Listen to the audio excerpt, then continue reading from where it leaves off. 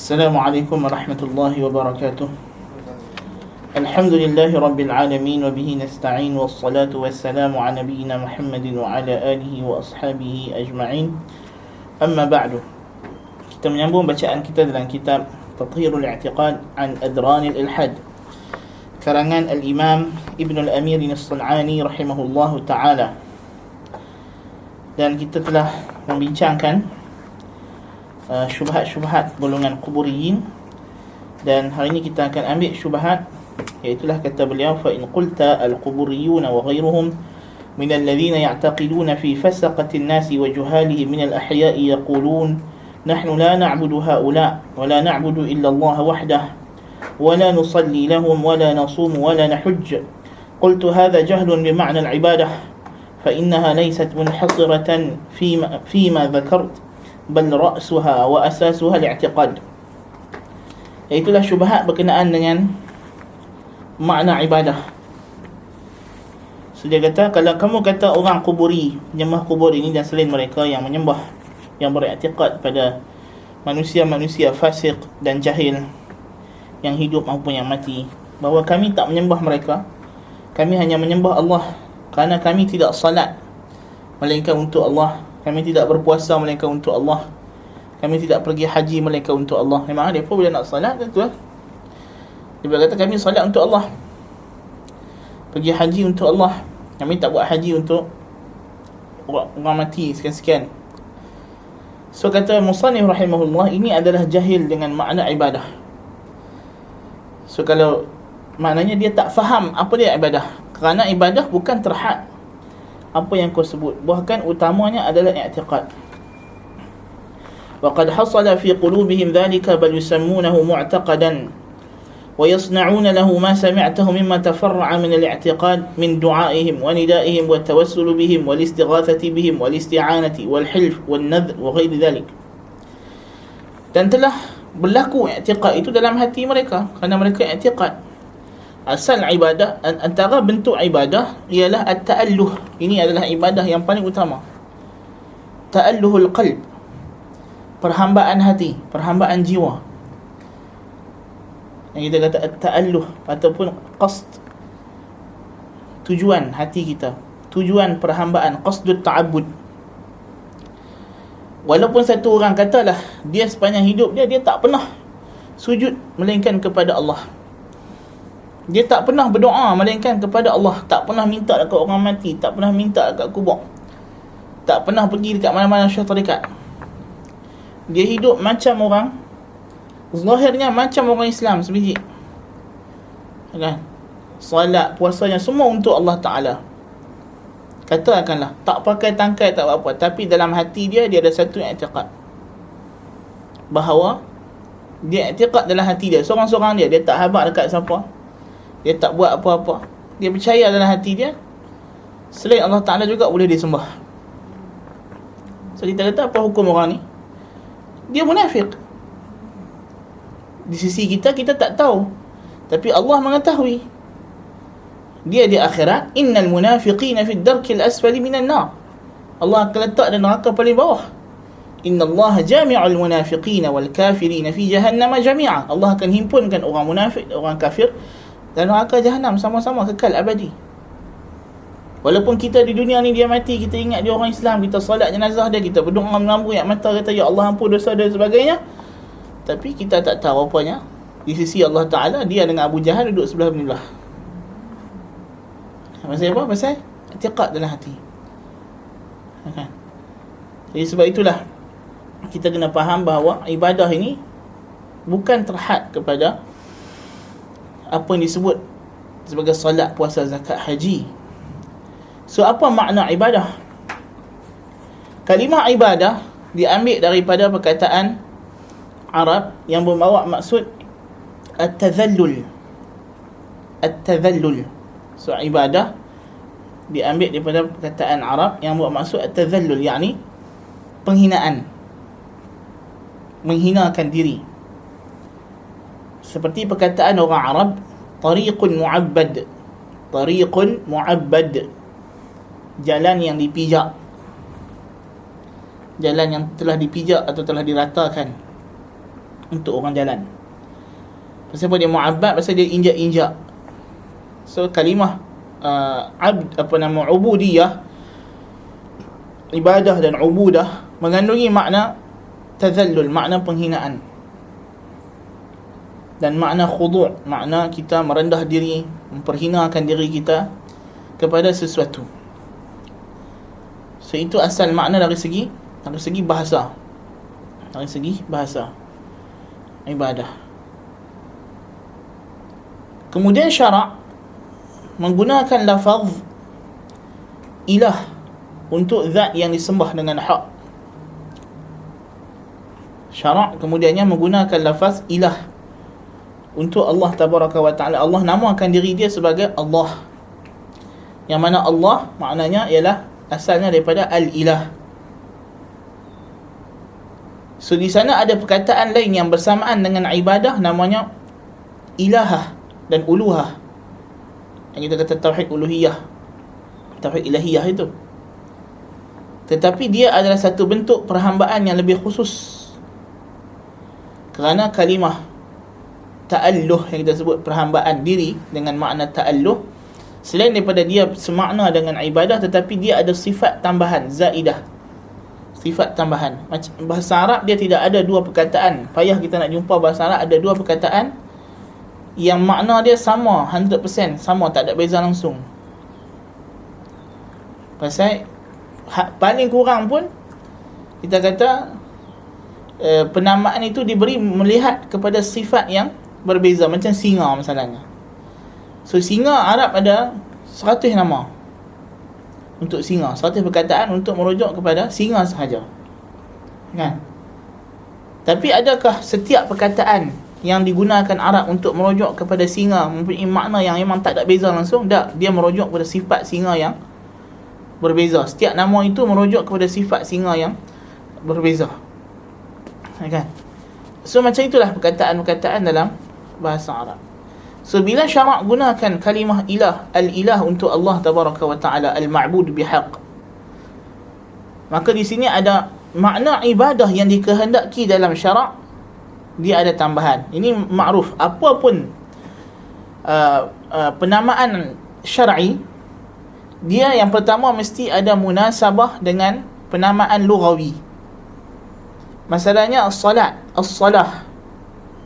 As-salah dalam bahasa ialah ad-du'a ataupun al-hinu, yakni rasa belas kasihan, rasa maksudnya permohonan dalam bentuk memohon kebaikan, kan? So kemudian digunakan untuk istilah, dalam istilah syar'i digunakan untuk salat yang kita fahami, yang kita makruf sekarang. So dia ada dia kerana dalam salat yang kita duk salat 5 waktu ini mengandungi makna doa, mengandungi doa. Sebab itulah dia doa merupakan rukun penting dalam salat. Iyyaka na'budu wa iyyaka nasta'in, dipilih surah Al-Fatihah kerana mengandungi doa ihdinas siratal mustaqim. Dan salat penuh dengan doa, dan dia adalah tempat untuk berdoa. Dalam sujudnya, dalam duduk antara dua sujudnya, tahiyat akhirnya, tempat berdoa. Buka salat kita dah berdoa, kan? Jadi sebab itu namakan salat. Kalimah as-saum ataupun as-siyam, puasa, asal makna dalam bahasa Arab saum dan siyam ialah menahan diri daripada melakukan sesuatu, tak kira lah apa benda pun, kan? Betul kata Allah Ta'ala cerita pasal Maryam, dia kata inni nazartu lirrahmani sawma falan ukallima al-yawma insiya, aku dah bernazar kepada Ar-Rahman untuk saum, untuk menahan diri, maka aku takkan bercakap dengan sesiapa pun daripada kalangan manusia. Maknanya menahan diri daripada bercakap. Kemudian syarak gunakan kalimah saum untuk merujuk kepada menahan diri daripada perkara yang tertentu, iaitulah perkara-perkara yang membatalkan puasa yang kita telah makruf. Sesama juga dalam isu ibadah. Ibadah dari segi makna bahasa dia adalah penghinaan diri, tazallul. Tetapi bila kita mai kepada medan sempadan syar'i, bila kalimah ini diambil oleh syarak, maka syarak ada tambah. Maksudnya di sini ialah perhambaan yang disertai dengan rasa kecintaan yang mutlak, rasa takut yang mutlak, dan rasa pengharapan yang mutlak. So, ibadah uluhiyah ilah ialah al-ma'budu raghbatan wa rahbatan wa mahabbatan.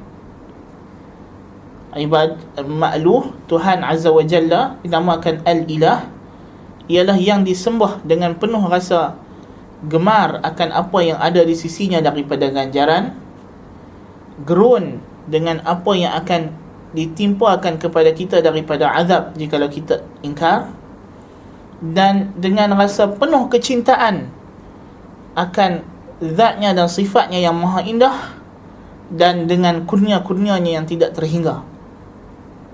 Sebab itulah Allah Ta'ala kata berkenaan dengan para Nabi, innahum kanu yusari'una fil khairati wa yad'unana raghaban wa rahaba wa kanu lana khashi'in. Sesungguhnya para Nabi itu mereka bersegera berlumba-lumba melakukan amal salih, khairat. Wa yad'unana, dan mereka beribadat kepada kami, raghaban, dengan penuh rasa gemar dengan apa yang ada daripada kami, ganjaran-ganjaran.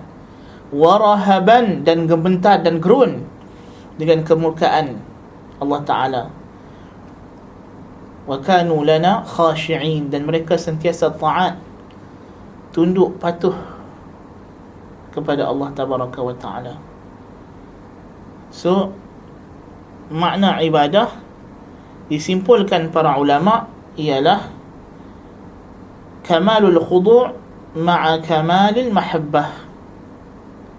Perasaan rasa hina diri yang mutlak, yang sempurna kepada Allah Ta'ala, bersamaan dengannya rasa cinta yang mutlak,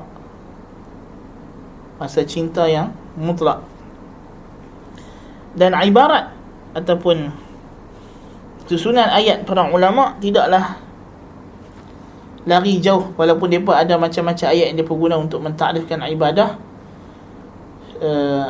So, ibadah digunakan untuk merujuk kepada perbuatan itu sendiri, benda itu sendiri. Salat kita kata ibadah, dan pelaksanaan seorang hamba akan benda tersebut dinamakan ibadah. Orang yang tengah salat kita kata dia tengah beribadah, kan? Dari segi perbuatan itu sendiri, kalau kita nak kata salat, puasa, zakat, haji, takutkan Allah, cintakan Allah, mengharap kepada Allah, tawakal kepada Allah, mentauhidkan Allah, taat perintah Allah, meninggalkan larangan Allah, mematuhi suruhan Allah, ini semua ibadah. Apa yang kita nak kata Ibn Taymiyah rahimahullah, kita boleh gambarkan semua ini dengan satu perkataan, iaitu dengan satu susunan ayat. Apa dia?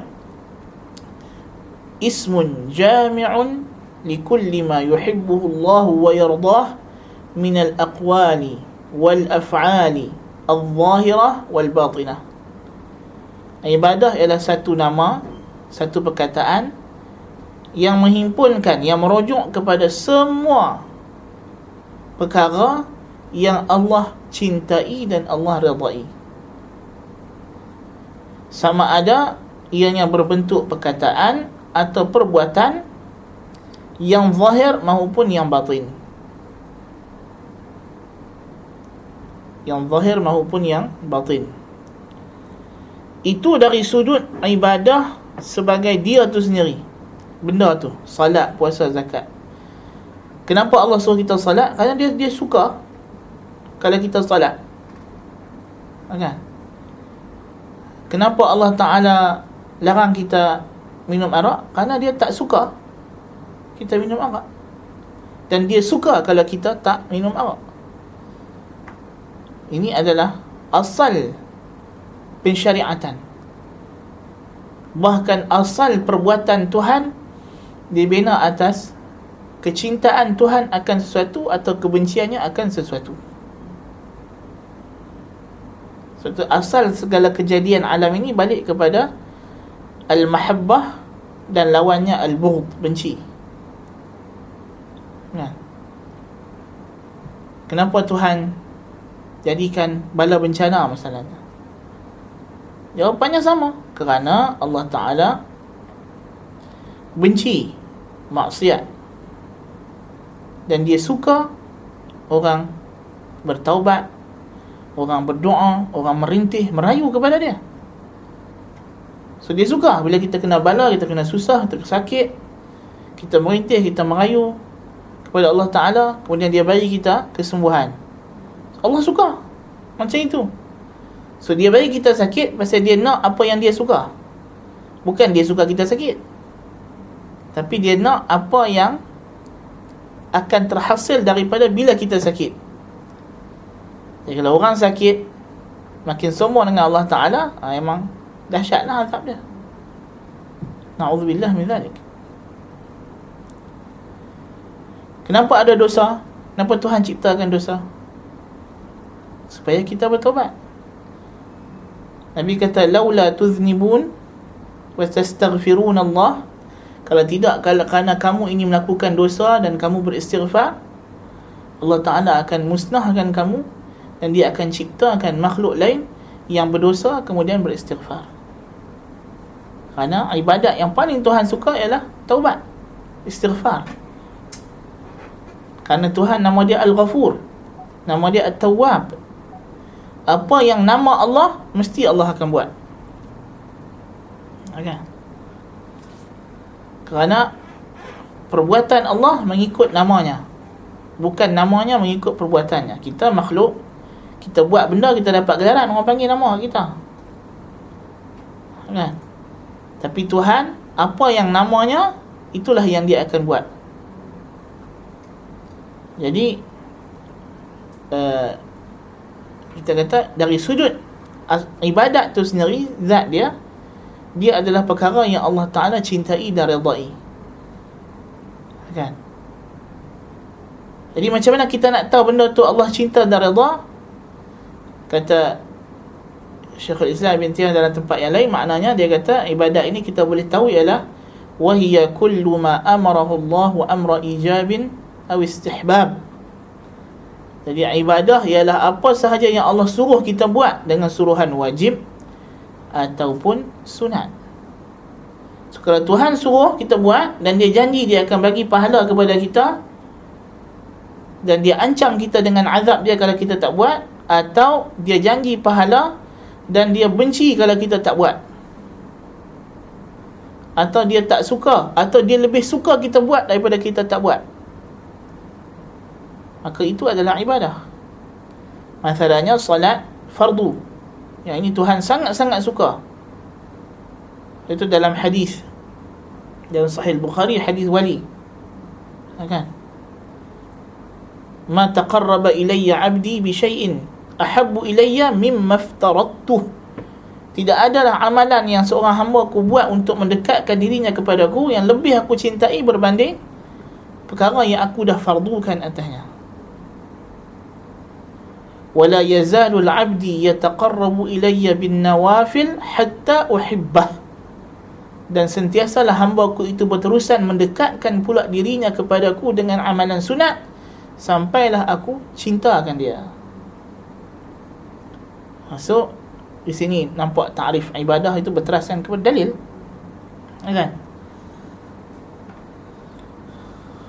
Kemudian ulama usulul fiqh dia berkata dalam Quran ada banyak suruhan. Bukan semua yang Tuhan suruh, macam kita kata tadi, suruhan. Macam mana kita nak tahu suruhan dalam Al-Quran itu suruhan ibadah atau bukan suruhan ibadah? Yang pertama, kaedahnya kita tengoklah, kalau suruhan itu Tuhan janjikan pahala, ataupun suruhan itu disifatkan ia hanya dilaksanakan oleh orang mukmin.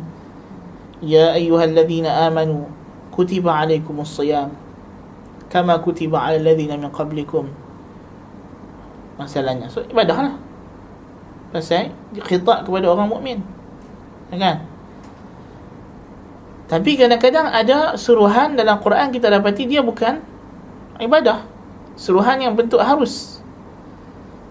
Tuhan kata fa idza halaltum fastadu, bila kamu dah tahallul daripada ihram, maka pergilah berburu.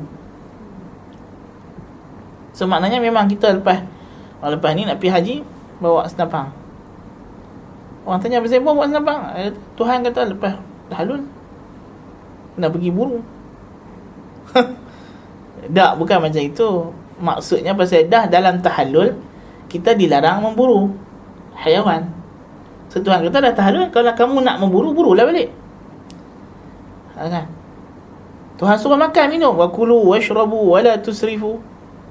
Kulu washrabu wa la tusrifu. Makanlah, minumlah, jangan melampaui batas. Tuhan kata fankihu ma taba lakum minan nisa'i mathna wa thulatha wa ruba'. Kahwinlah kamu 2, 3, 4 orang wanita. Kan?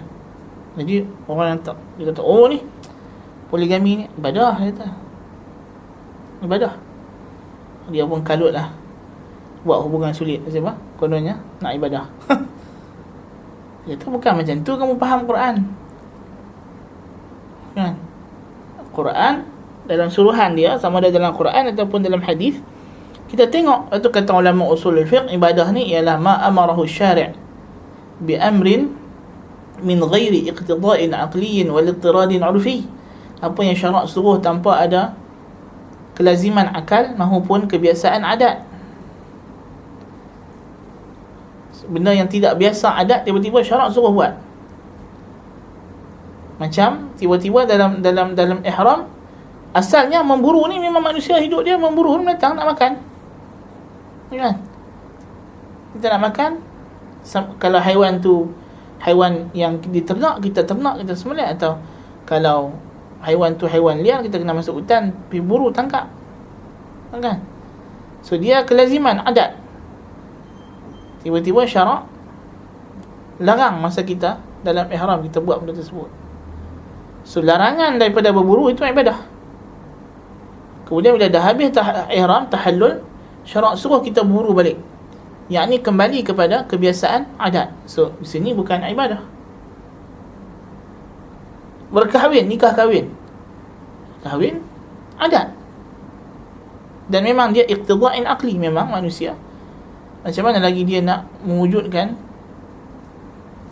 sistem kekeluargaan kalau bukan dengan cara perkahwinan? Semua agama ada sistem kahwin dia, kan? Jadi kita kata dari sudut itu dia bukanlah ibadah. Kahwin ramai ni kebiasaan orang Arab, kan? Kemudian syarak hadkan jumlah supaya tidak berlaku kezaliman. Maksimum orang lelaki ni dia boleh tera-tera nak adil pun 4 orang, tu pun habis tak larat lah, kan? 2 pun dah setengah nyawa. So yang ni bukan ibadah, kan? Tapi larangan daripada berpoligami lebih daripada 4, itu ibadah. Pasal kalau kita lebih daripada 4, Tuhan dah larang, luar daripada kebiasaan Arab masa itu. Adapun kahwin banyak, ini memang adat biasa Arab, kan? Jadi suruhan di sini bukan suruhan suruh kahwin banyak, tapi suruhan untuk menghadkan bilangan isteri. Kerana orang Arab biasanya dia kahwin tak ada had, lalu berlaku kezaliman kepada isteri, zalim pada anak-anak yatim, kan? Anak-anak yatim. Sebab apa ayat ni turun ialah orang Arab bila dia jaga anak yatim, sepupu dia masalahnya kecil, kan? So dia kahwin dengan sepupu-sepupu dia ni, kan? Dengan cara itu dia boleh ambil harta mereka, kan? Dia rasanya itu buah jagaan dia, kan? Dan dia bayar mahar tak seberapa pasal anak yatim itu bawah jagaan dia. Sepupu dia tadi bawah jagaan dia masalahnya. So bila dia kahwin dengan sepupu dia tadi, maknanya mahar yang dia bayar tu tak seberapa lah. Jadi dalam ayat ni Tuhan kata, kahwinlah, kalau kamu nak kahwin, kahwinlah 2, 3, 4 perempuan lain. Dengan kahwin dengan mereka, betul kamu zalim mereka. Betul ayat tu mula dengan fa in khiftum alla ta'dilu fil yatama.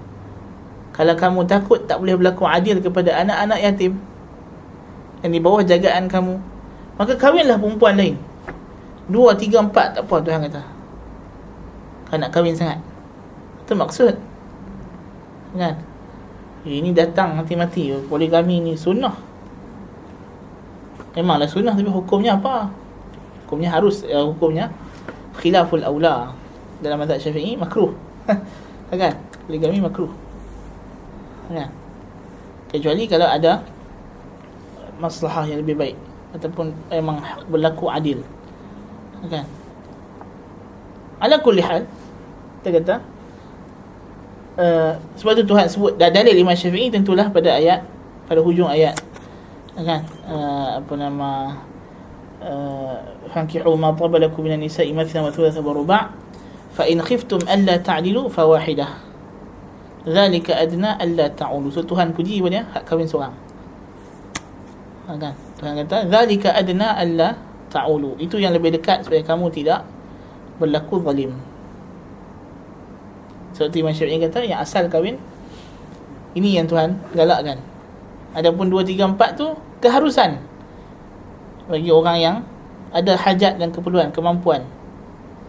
Kan? Walaupun manusia memang sejak berzaman-zaman dia pun memang kahwin ramai, itu dah adat, kebiasaan. Tu kita boleh kata poligami ibadat. Dia kebiasaan adat, bukan agama Islam yang kahwin ramai. Semua agama kahwin ramai. Kan? Itu dah jadi adat. So bila syarak suruh dengan benda yang dah ada itiradin urfi, keberlangsungan adat, kita tak panggil dia hukum suruhan itu ibadah. Kan? Tayyib. Itu dari sudut suruhan Allah Ta'ala. So kita boleh cam ibadat dalam bentuk tersebut. Dari sudut apakah kandungan yang terkandung dalam perbuatan ini sehingga syarak suka dan jadikan dia ibadah? Kenapa solat itu dipilih begitu?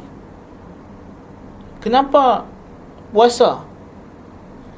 Kenapa berburu tidak dijadikan ibadat? Kenapa poligami tidak dijadikan ibadat? Kenapa kahwin itu sendiri tidak jadi ibadat? Kenapa makan, minum, sehari kita makan ni, nasi apa semua ni, Tuhan tak jadikan dia ibadat? Sebab apa? Kenapa Tuhan hanya pilih actions tertentu sahaja untuk dinamakan sebagai ibadat, yang dia nak kita buat benda ni kerana dia saja? Kerana amal ini mengandungi padanya kamalul khudu' ma'a kamalil mahabbah. Kerana perbuatan yang telah Tuhan pilih untuk jadi ibadah ini terkandung padanya penzahiran rasa ketundukan, penghinaan diri yang sempurna dan rasa cinta yang sempurna kepada Tuhan. Itu maksud kahwin. Untuk apa kahwin? Kalau kita belajar maqasid syariah, untuk apa kahwin? Kenapa syarak benarkan kita kahwin atau galak kita kahwin? Untuk memenuhi keperluan nafsu syahwat, nafsu seksual. Dan untuk itu maqasid khas dengan perkahwinan. Sebab tu kalau satu orang bagi kahwin, dia kata aku kahwinkan kau dengan anak aku dengan syarat kau tak sentuh dia sampai bila-bila. Kahwin tak sah daripada asal. Kan? Tak sah. Lagi tak sentuh bini tak boleh kata abang ni Lazada 10-10. Kan? Baru akad nikah tak sentuh lagi, kan? Tunjuk Shopee dulu. Nak suruh belanja, lelaki dia kata tunggu malam sekejap lagi, lepas tu baru boleh minta. Nafkah tidak wajib melainkan setelah berlaku hubungan, kan? Itu syarat nak wajib nafkah atas suami, kan? Lepas tu isteri yang nusyuz hilang hak nafkah dia. Pasal nafkah itu timbal balas pada khidmat yang dia bagi kepada suami dia dari segi seksual itu. Dan suami dibebankan mencari rezeki untuk isteri sebagai timbal balas juga. Kemudian maksud yang lebih besar perkahwinan ialah untuk hifdzun nasli, menjaga keturunan, mewujudkan manusia. So dia bukan tujuan asalnya, dia wasilah kepada ibadat.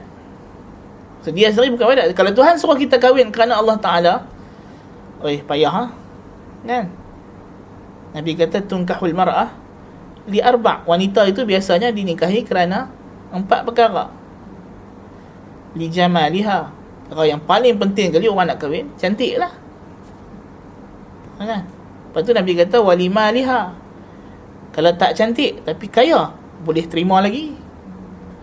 Dia kata perempuan yang kami nak recommend dekat hang ni, dia taklah cantik mana, tapi jutawan. Oh ya ke? Tak apa, jutawan dia kata.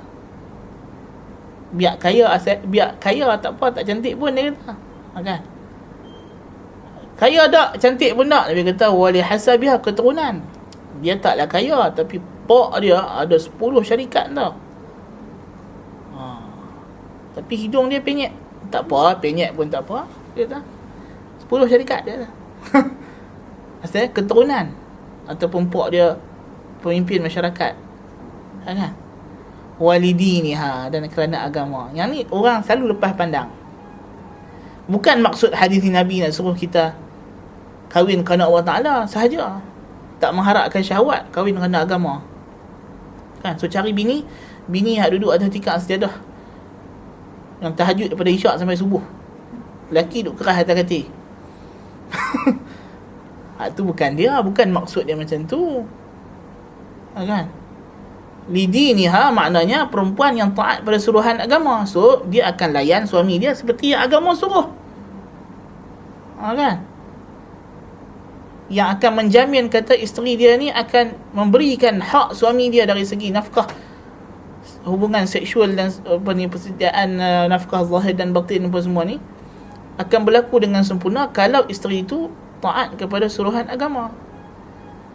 Kalau cantik tapi tak ikut agama, tak jadi juga. Kan? Kaya tapi tak ikut suruhan agama, keyword dia ialah itu yang akan melancarkan hubungan rumah tangga. Bukan maksud hadis ni kahwin, jangan kahwin kerana syahwat. Ngarut gila, bohong gila. Hang mengaji kitab fiqh mana? Kan? Kalau hang tu yang pelik, golongan ni konon-kononnya maqasid apa hang mengaji? Semua orang belajar maqasid juz'iyah, maqasid khassah. Dalam maqasid juz'iyah dalam bab nikah ialah nafsu seksual. Dan maqasid kulliyah dia, maqasid utama dia ialah nasal, keturunan. Kan? So itu dalam bab contoh kita nak bagi. Makan, minum. Ini lihifzin nafs, nak jaga nyawa. Manusia tak makan, mati. Kan? So dia makan sebab apa? Pasal lapar. Mana ada syarat letakkan waktu? Hang kena makan sehari 3 kali. Terbit fajar, ketika zawal, tenggelam matahari. Tak ada. Syarat kata lapar makan lah. Tapi jangan lebih-lebih. Perut dah kembung kenyang pun nak melahap lagi. Tak boleh lah. Sebab itu akan memudaratkan nyawa. So, makan tadi dah tak kena dengan maqasid dia. Maqasid makan nak jaga nyawa. Kalau makan terlebih sangat, makan benda-benda yang memudaratkan nyawa, tak sampailah maksud syarak untuk suruh kulu washrabu tadi. Kan? So makan bukan ibadat. Minum bukan ibadat pada zatnya. Tapi dia ibadat pada mana? Pada kita tidak makan perkara-perkara yang syarak larang. Kita hanya makan yang halal. Itu ibadat di situ. Masa kita buat tu kerana patuh menzahirkan kita ni hamba Allah. Kan? Berburu sama juga tadi. Berburu ni pasal nak makan lah. So dia bukan ibadat pada zatnya. Tak? Ibadat yang pada zatnya ibadat ialah amalan yang terkandung padanya khudu'un, ketundukan, kepatuhan, penghinaan diri yang mutlak kepada Allah Ta'ala. Perbuatan yang kalau kita tengok, kita kata dia ni hamba Allah Ta'ala. Perbuatan yang melambangkan kita ni memperhambakan diri kita kepada Allah. Bila kita kata aku hamba Allah, so mana bukti yang hamba Allah Ta'ala? Tengok kata aku pukul 6 sembahyang lah. Tak kira mengantuk ke apa ke, pukul 6 aku kena bangkit sembahyang. Pasal apa? Pasal Tuhan suruh aku sembahyang waktu ni. Kan? Sehari 5 kali sembahyang. So nampaklah kita ni hamba. Kan? Masuk bulan Ramadan, tak makan, tak minum siang. Orang kata, pasal apa? Selalu duduk roti canai sampai 10 keping.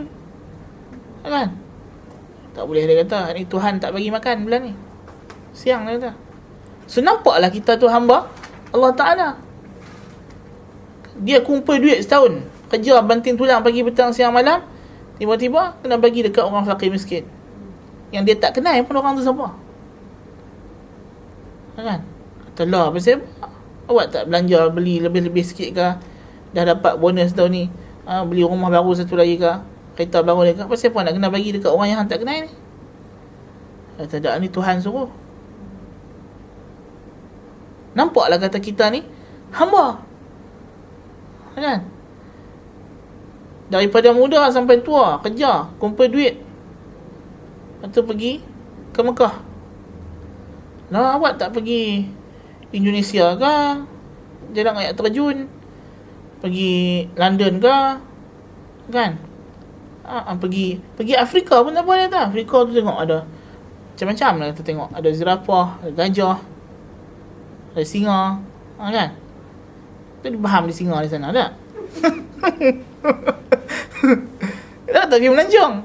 Mekah ada apa dia tahu? Tak ada apa. Kan? Ada apa di Mekah? Tak ada apa. Kalau nak pergi Saudi, awak tak pergi. Awak pergi Mekah. Saudi kan banyak tempat lagi. Dia tengok Bahah, dia kata. Kat Bahah tu ada air terjun. Lepas tu kalau lepas hujan, wadi dia, tengok pokok-pokok dia, kita duduk kelah ramai-ramai. Kan? Awak tak pergi Jeddah. Jeddah ada macam-macam. Ada konsert. Kan? Awak tak pergi Umlush, tengok ikan lumba-lumba. Kan? Awak tak pergi Taif, naik kabel car. Kan? So, kita nak kira banyak pasal apa Mekah dengan Madinah? Kan ada apa kata? Mekah je. Kan? Dengan jamnya, dengan orang ramainya. Kan? Lepas tu pergi buat apa? Bukan ada pergi apa? Pergi pusing. Lepas pusing, lari. Kan? Buat apa tu? Tuhan suruh. Nampaklah kita ni hamba. Kan? Nampaklah kita ni hamba. So itulah ibadat. Itu sebahagian ulama ta'rifkan ibadat, dia kata khudu'un ikhtiyariyun, perhambaan, rasa penghinaan diri yang dilakukan secara pilihan. Sebab kata Syatibi rahimahullah, dia kata tujuan utama Tuhan syariatkan amal ibadah, syariat Islam ni sendiri ialah liyakunu ibadan lillahi ikhtiyaran ba'da an kanu ibadan lahu ittiraran atau kama qala. Syatibi kata supaya mereka menjadi hamba baginya, hamba bagi Allah secara pilihan mereka, setelah mana mereka itu memanglah hamba baginya secara daruri. Memang kita ni secara ciptaan kita memang hamba Allah dah, tapi Allah nak kita declare, kata kita ni hamba Allah. Sebab manusia dan jin diciptakan istimewa. Malaikah diciptakan memang mereka tak payah buat apa, memang mereka diciptakan memang ibadat, hamba sungguh. La ya'suna Allah ma amarahum wa yaf'aluna ma yu'marun. Malaikat, tumbuh-tumbuhan, haiwan, dia memang hamba Allah semata-mata. Dia bukan dia reti buat pilihan untuk derhaka kepada Tuhan. Dia tak ada pilihan. Kan? Binatang dia boleh pilih untuk derhaka kepada apa yang Tuhan nak pada dia? Tak boleh. Kan? Lembu yang nampak pokok hijau, kita bolehlah pagak macam mana pun, larangan habaq tulis situ, jangan masuk wahai lembu. Dia tak kira, dia Tuhan dah cipta dia, nampak benda hijau, dia kira nak pepak, nak makan, dia makan lah. Kan? Kalau pagak tu kita buah elektrik apa sikit, dia kena sakit, dia lari sebab sakit. Jadi dia tak ada pilihan untuk pilihan kata aku tak boleh, ni orang punya. Kan? Dia hanya Tuhan bagi dia one way. Takdir dia one way. Malaikat one way juga, dia tak ada pilihan untuk buat maksiat. Kan? Manusia dengan jin, Allah Ta'ala ciptakan mereka dua jalan. Wahadainahun najdain. Tuhan kata kami tunjukkan bagi dia dua jalan, jalan baik dan jalan buruk. Inna khalaqnal insana min nutfatin amshajin nabtali faj'alnahu sami'an basira. Inna hadainahu as-sabil imma syakiran wa imma kafura. So memang kita dicipta oleh Allah Ta'ala untuk kita pilih nak jadi taat atau nak jadi derhaka. So maka di sini perlulah adanya amalan-amalan yang kita kena buat dengan pilihan kita untuk kita declare kepada alam ini, akulah hamba Allah Ta'ala. Akulah hamba Allah. Dan istilah moden geng-geng yang study teologi ni, dia kata ad-daribatul bahidah hurriyatul iradah. Yang kita panggil al-hubbul mubarhan, cinta yang kena dibuktikan. You kata you cinta Tuhan, you kena proof bahawa you adalah kekasih yang mencintai Tuhan. You kena buat something untuk buktikan. Okay. So kita kata ibadah ialah khudu'un ikhtiyariyun, ketundukan, penghinaan diri, ketundukan yang mengandungi penghinaan diri secara pilihan. Yutlabu bihi, yang dicari dengannya. So apa tujuan kita buat benda ini dengan pilihan kita? Kenapa kita pergi menghinakan diri kita kepada Allah Ta'ala dengan sukarela kita? Apa tujuan? Yutlabu bihi, dicari dengannya naf'un ghaibiyun, manfaat ghaib, manfaat ghaib. Ini qaid penting, manfaat ghaib ni. So ini ibadat. Yang masyru' ibadat itu apa dia? Bisultanin minallahi ta'ala, dengan dalil daripada Allah Ta'ala. So kita kata ibadat ialah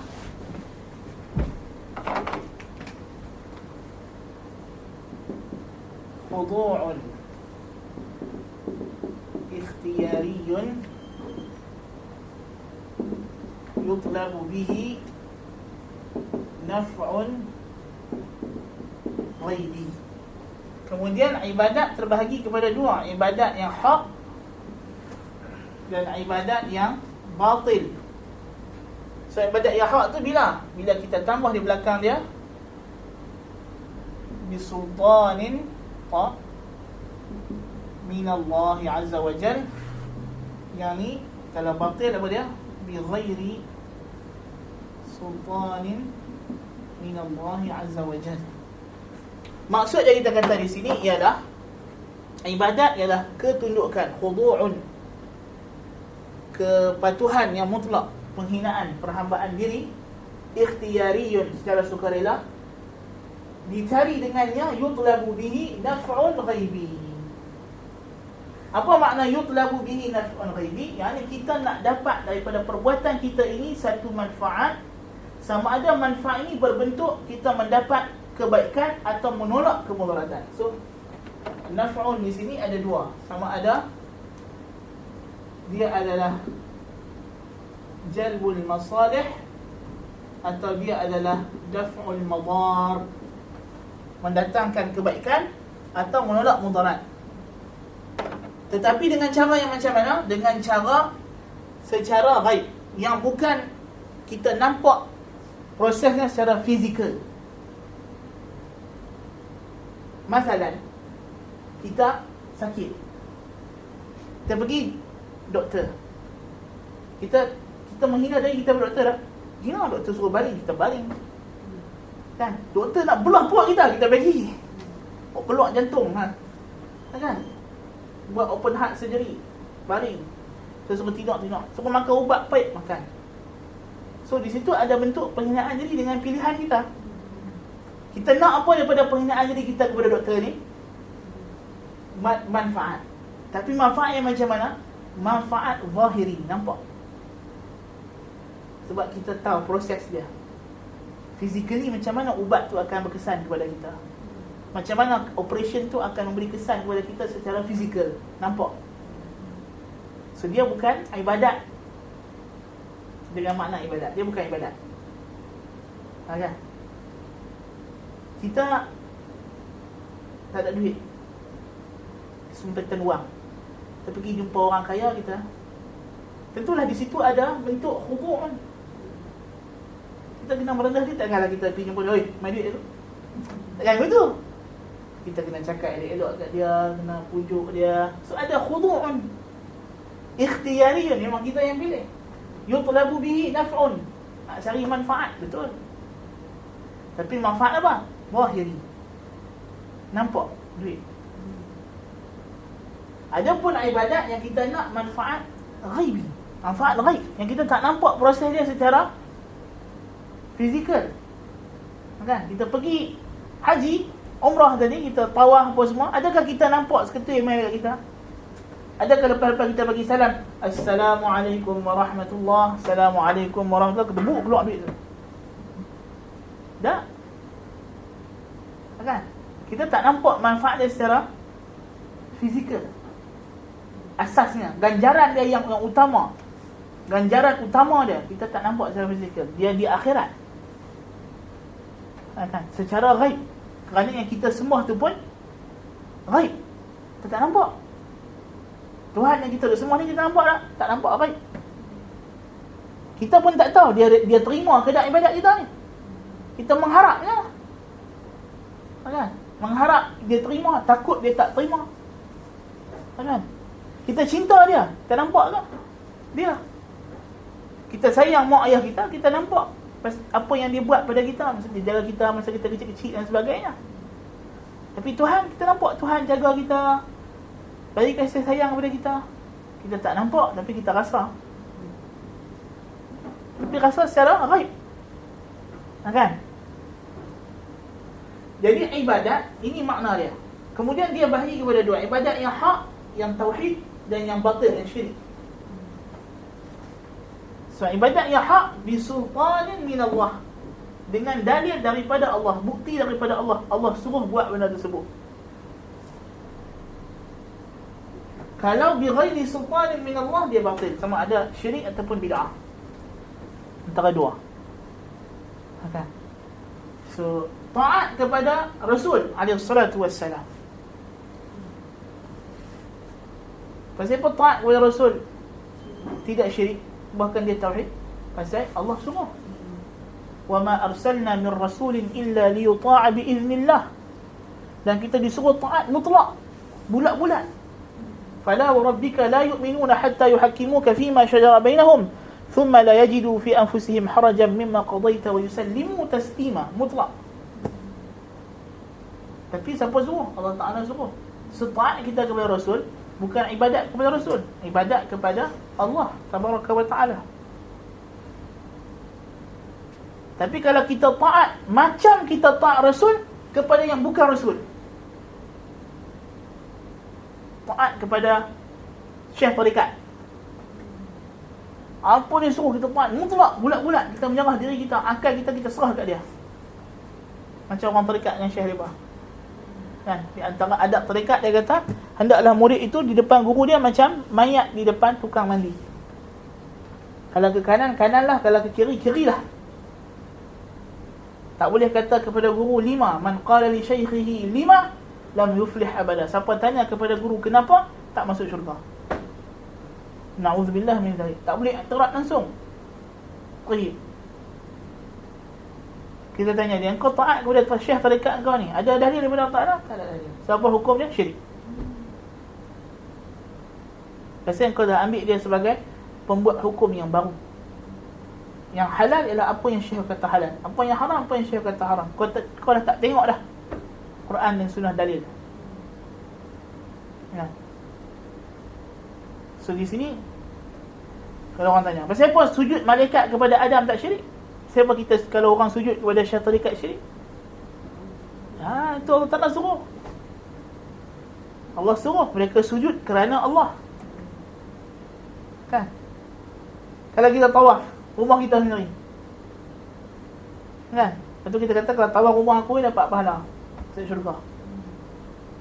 Itu ibadat batil, tak sah. Habis tawaf Kaabah, Tuhan suruh wal yatawafu, agar kamu tawaf bil baitil atiq, rumah yang antik ini, rumah yang dah lama Tuhan bina ini oleh Nabi Ibrahim alaihissalatu wassalam. Kan? Jadi ini maksud dia. So kalau kita nak tahu dia yang hak ialah dia bi sultanin min Allah. Kalau dia batil dia bi ghairi sultanin min Allah Taala. So ibadat inilah dia. Inilah ibadat. Kan? Jadi kalau kita faham dah maksud ibadat, maknanya ibadat bukan terhad kepada solat, puasa, zakat seperti yang difahami oleh golongan yang kita tengah bincang ini. Kan? Bukan seperti yang difahami oleh mereka hadkan. Kita kata bahkan ibadat ni banyak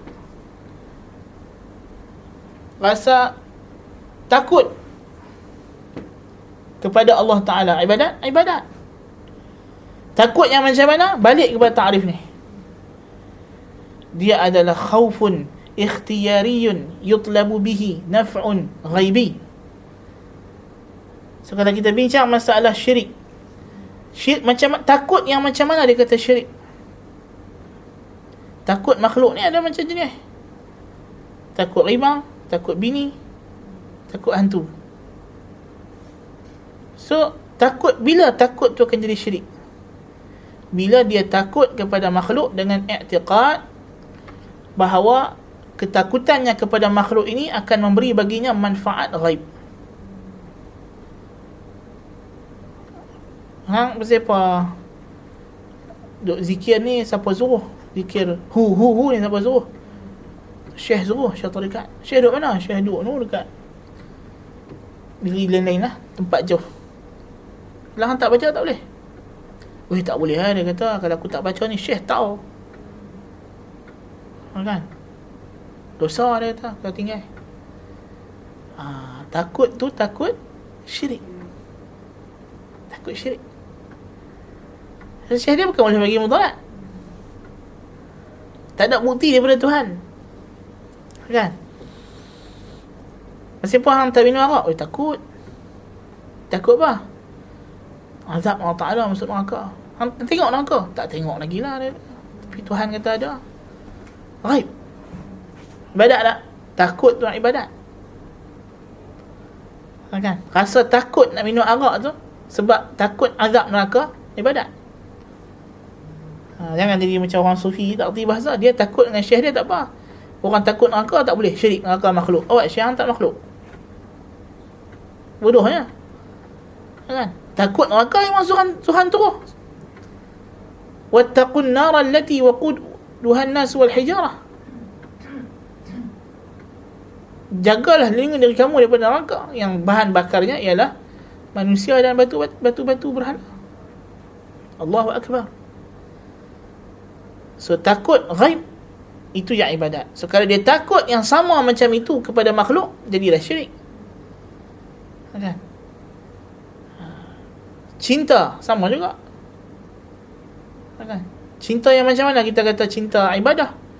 Mahabbatun ikhtiyariyun yutlabu biha naf'un ghaibiyun bi sultanin min Allah. Ini ibadat. Bi ghairi sultanin min Allah, ini syirik. Cinta orang musyrikin kepada berhala dia. Dia i'tiqad kalau kita cintakan berhala kita, cintakan orang mati dalam kubur ni, kita akan dapat ganjaran, kita akan ditolak daripada mudarat, kita akan datang segala manfaat, rezeki makin luas. So i'tiqad dia yang itulah syirik, menyebabkan perbuatan itu syirik. Hakikatnya itu yang dia i'tiqad. Dia tak boleh kata dia tak i'tiqad. Mustahil. Ada. Dia kata ada tapi saya cinta kepada orang mati ni, saya tak i'tiqad pun ada manfaat ghaib. Bohong gila ada. Kalau dah tak i'tiqad, cinta apa? Mustahil. Benda tu mustahil. Innamal a'malu binniyat.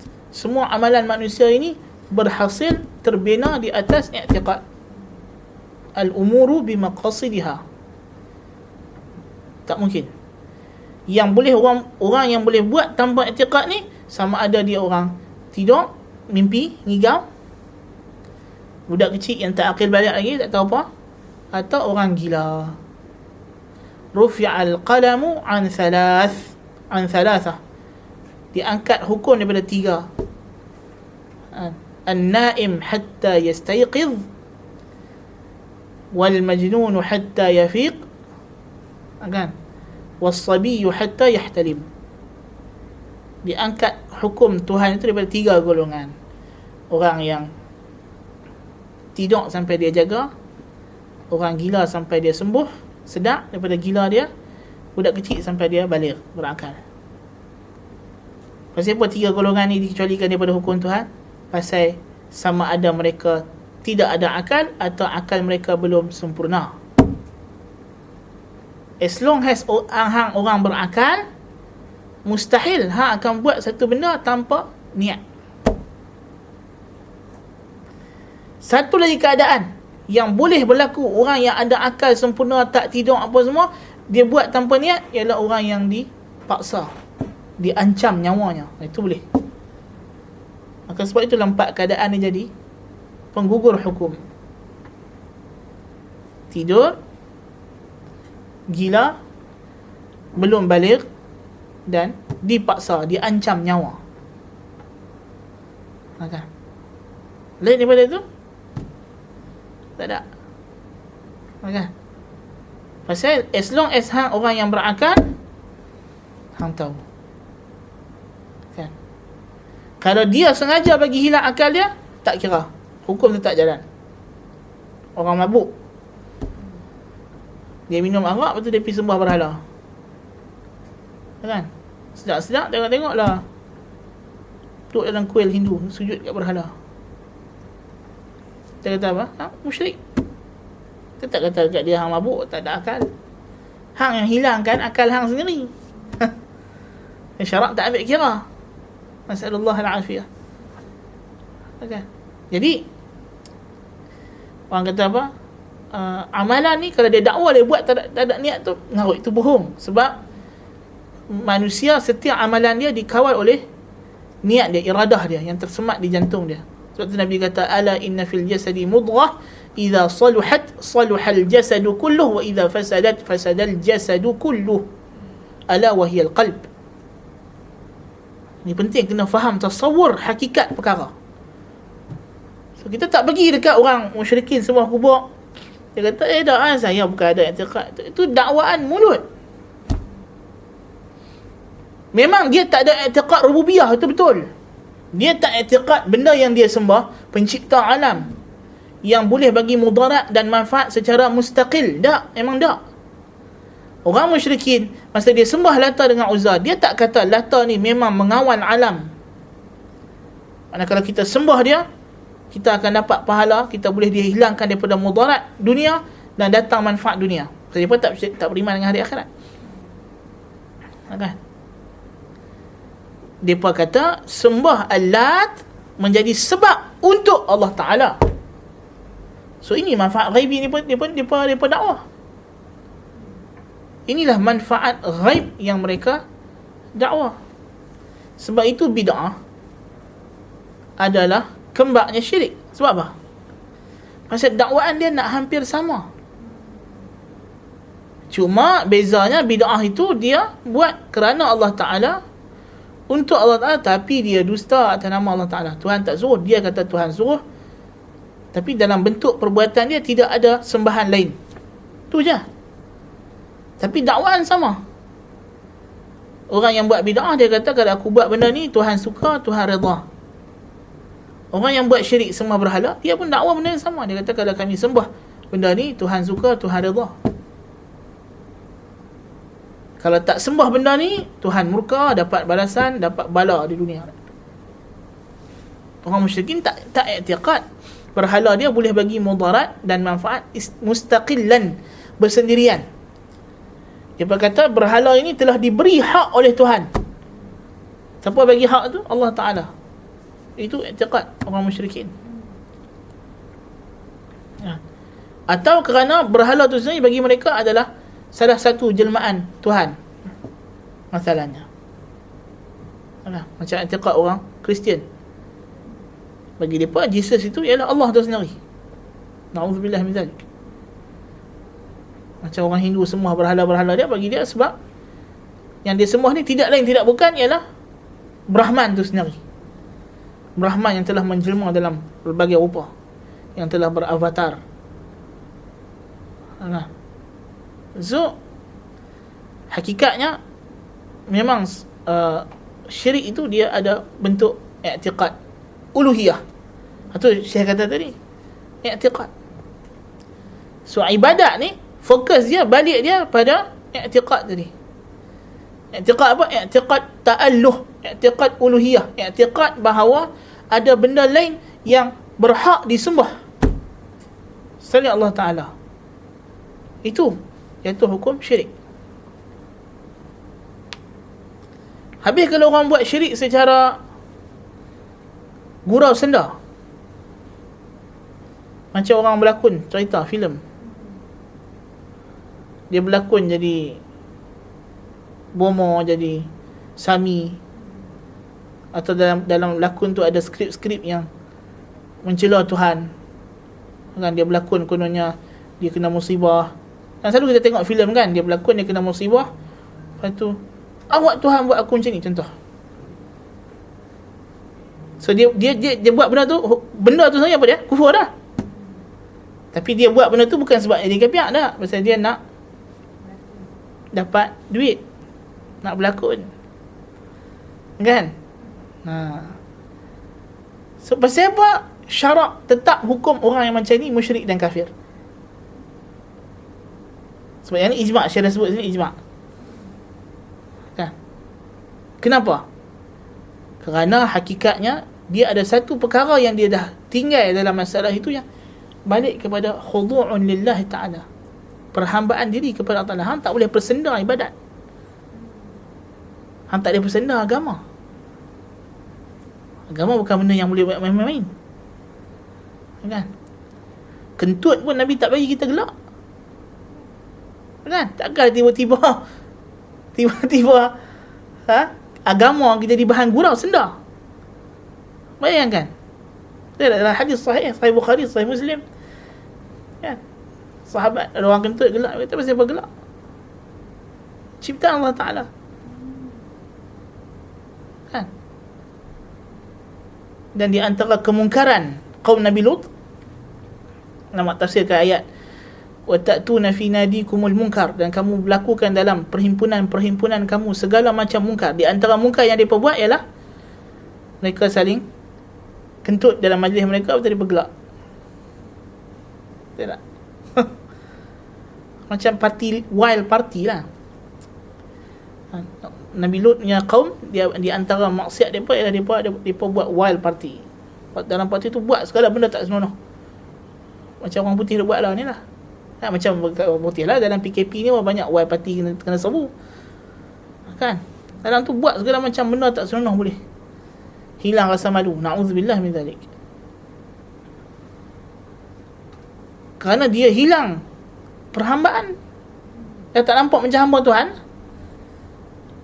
Lepas tu Syekh kata di sini, وقد ذكر العلماء أن من تزي بزي الكفار صار كافرا ومن تكلم بكلمة الكفر صار كافرا فكيف بمن بلغ هذه الرتبة اعتقادا وقولا وفعلا. يعني ulama telah menyebut orang yang pakai pakaian orang kafir, kafir.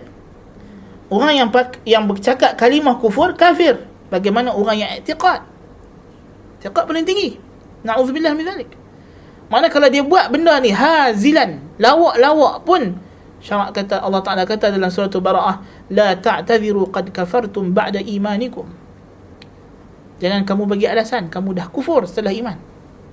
Qul abillahi wa ayatihi wa rasulihi kuntum tastahzi'un la ta'tadhiru qad kafartum ba'da imanikum. Katakanlah oleh wahai Muhammad kepada mereka, apakah patut Allah, ayat-ayat Allah dan Rasulnya kamu jadikan bahan gurau senda?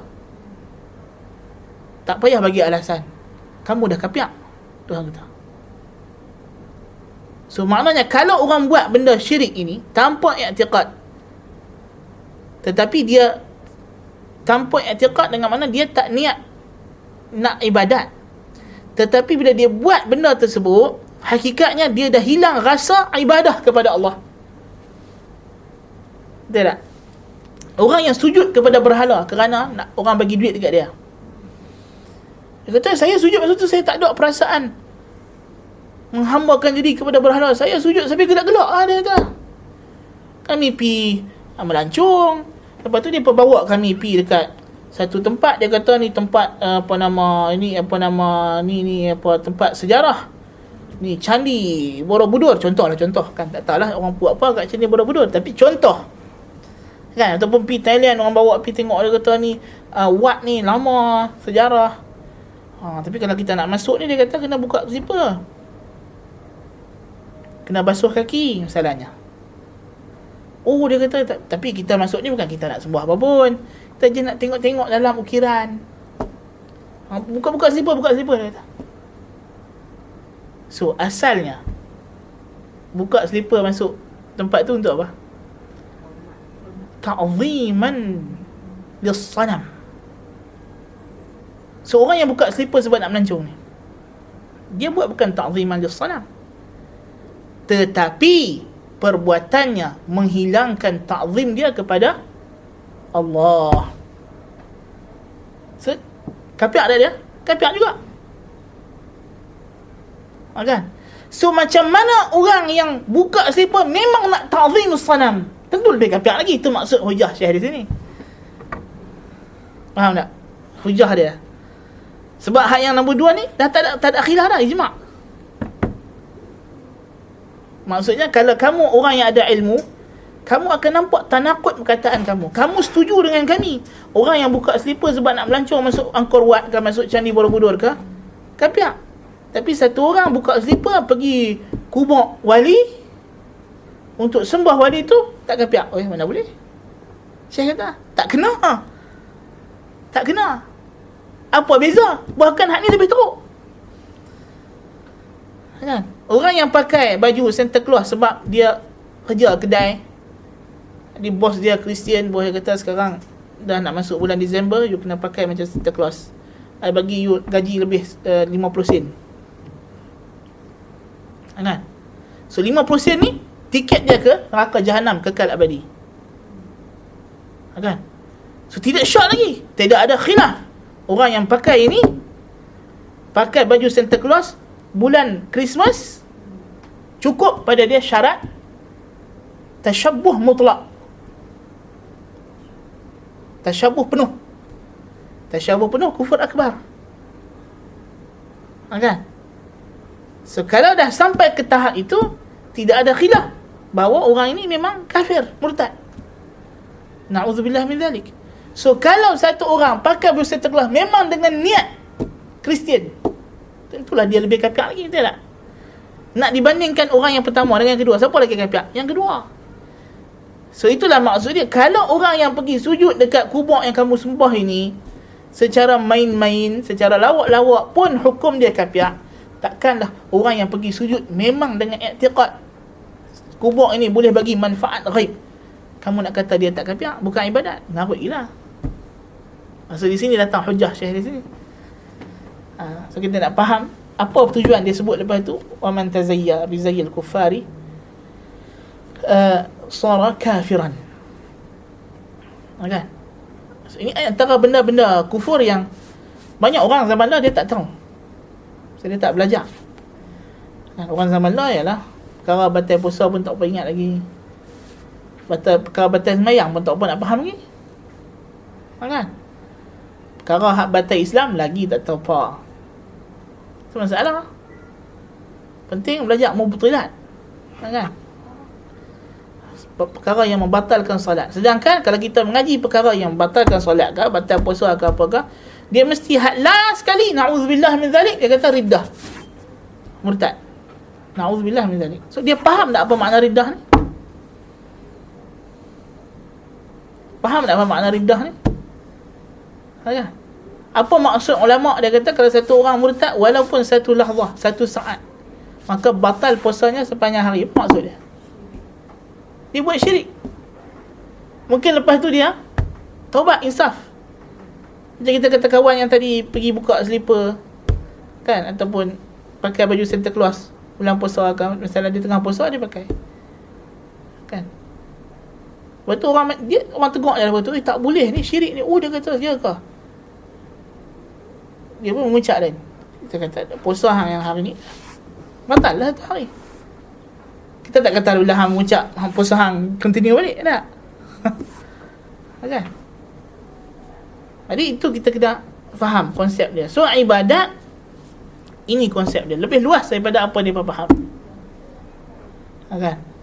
So, ibadat ni banyak. Apa yang Tuhan suruh? Apa yang Tuhan larang? Taat kepada Allah Ta'ala itulah ibadat. Ta'atullah Ta'ala bimtithalil awamir wajtinabin nawahi. Lepas tu kata Syekh Muhammad Wahab, ibadat ialah taat kepada Allah dengan melaksanakan suruhan, meninggalkan segala larangan. Tapi dia taat yang khusus. Taat dengan i'tiqad Allah adalah ilah, sembahan yang memang ada hak untuk menghalal dan mengharamkan. Adapun taat yang maksiat itu tidak jadi ibadat. Kan? Baik. So harapnya kita dah faham konsep maksud ibadah. Dan kenapa musannif kaitkan, relatekan i'tiqad ni dengan isu pakai pakaian kafir dan sebagainya. Sebab kita kata orang yang pakai pakaian kafir itu pakaian kafir ni pakaian agama. Pakaian agama, syarat dia ialah diletakkan oleh fuqaha, dia pakai pakaian tersebut pada hari kebesaran mereka untuk merayakan hari tersebut. So ini dia panggil tasyabuh mutlak, tasyabuh penuh. Yang ini syirkun akbar, mukhrijun anil millah. Kita kena faham. Baik, wallahu ta'ala alam bis-shawab. Ada soalan? Ini ada soalan.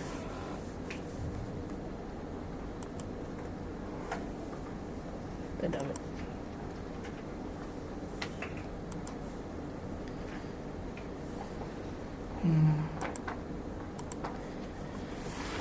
Adalah kita berhenti sekat ni dulu. Qultu lakum ma sami'tum, subhanakallahumma bihamdika asyhadu an la ilaha illa anta astaghfiruka wa atubu ilaik. Assalamualaikum warahmatullahi wabarakatuh.